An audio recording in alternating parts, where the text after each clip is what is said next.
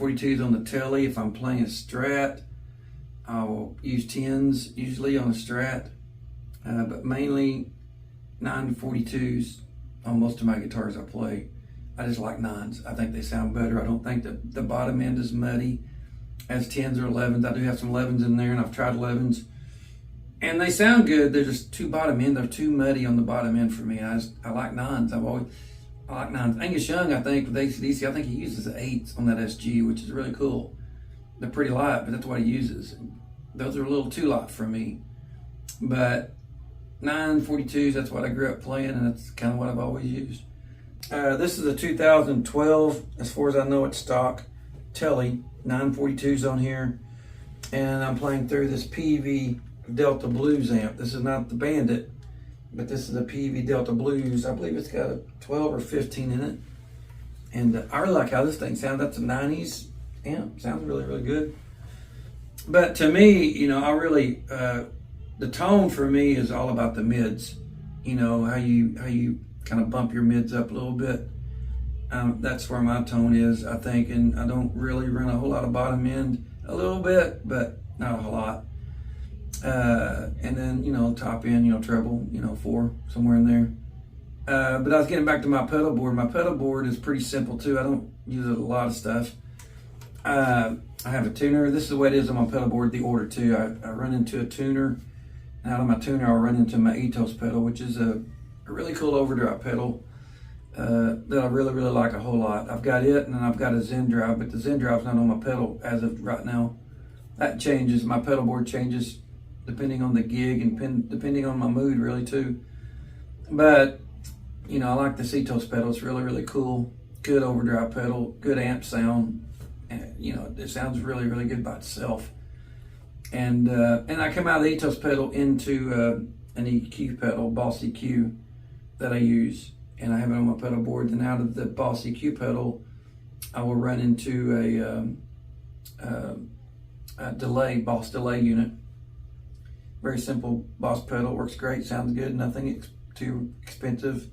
And then I come out of the delay into a Boss reverb, you know, the brown one, the whatever model that is. It sounds great, you know, it's just a great reverb pedal. And that's really all I run on my pedal board. I don't really have a whole ton of pedals. I do have several pedals, I'll change them out.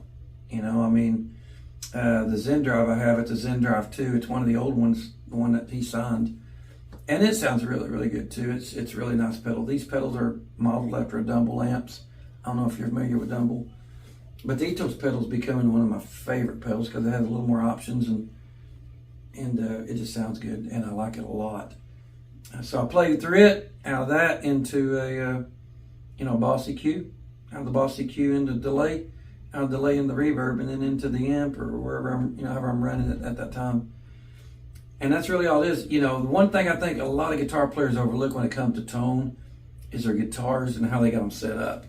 I mean, for like your pickups, how far are they from the strings makes a huge difference. And every guitar is different to me because it depends on the pickup. So to me, I can't say you just certain numbers and that's what you do. It's more of a feel thing because of the pickups that are in your guitar or my guitar, whatever.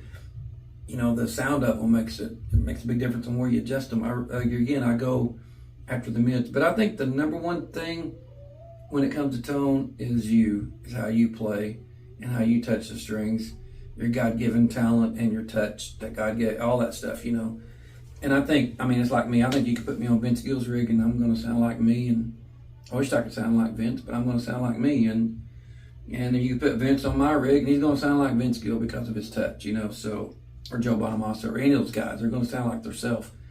And I'm going to sound like me, you know. And so that's my take on tone. I think a lot of people stress over tone if they would just realize it's really a small circle of stuff.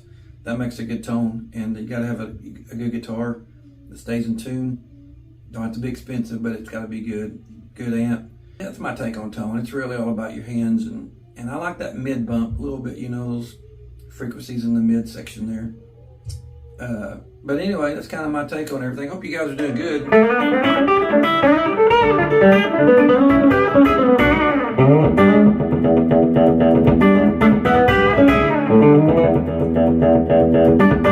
love stuff like that.